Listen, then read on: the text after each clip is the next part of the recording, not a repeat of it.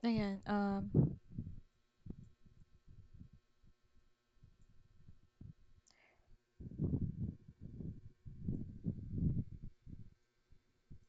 ayan, sa tools use naman, merong ginagamit na tools sometimes yung mga clients sa paglilist like yung pag sa eBay lang pagka hindi sila dropshipping, ang ginagamit nila is yung eBay Seller Hub. Ayan, papakita ko sa inyo mamaya. Yung AutoDS naman is yung tool na ginagamit ng clients kapag dropshipping yung business nila. Like kunyari, kumukuha sila ng items sa Amazon or sa Walmart. Bali, um, ang purpose nitong tool na to is pagka dropshipping kasi, syempre hindi nila handle yung items nila.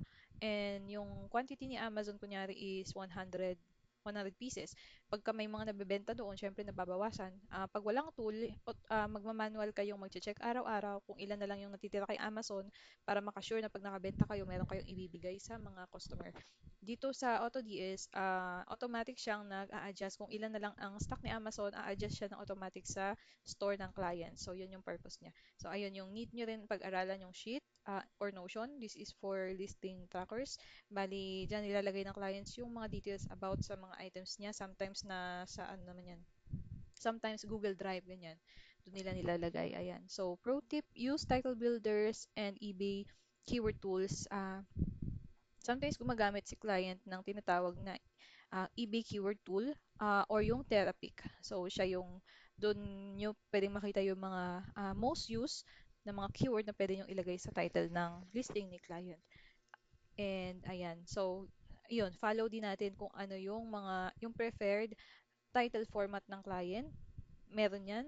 For sure, meron silang sinusunod na format, like kunyari brand muna and yung type ng damit or type ng kung anong klaseng item yun or yung color or yung size. So, sometimes gusto nila yung mauuna mo na yung brand and then yung style and then yung size and color and other details sa bandang dulo. So, ganun yung sa mga mostly sa clients ko, ganun yung ginagawa. And ayan, always double check category, condition, and item specific. So, syempre, check natin kung nasa tama ba tayong kung nasa tama ba yung ano natin. Like, yan, tama ba yung brand, tama ba yung category. Siyempre, pag t-shirt, huwag mo siyang ilagay sa ibang category kasi hindi siya mabebenta. Kung tama ba yung size, yung color, and for men or women ba yan, kung teens or unisex. Ayan, so, kailangan, ito, kung hindi mo sure, huwag mo na siyang ilagay. Kung kunyari, hindi mo naman sure kung yan ba talaga yung UPC niya or yung parang meron dito yung SKU niya. Yan, huwag mo na lang siyang ilagay, leave it blank. And ayan, athletic, classic, kung familiar ka sa mga to.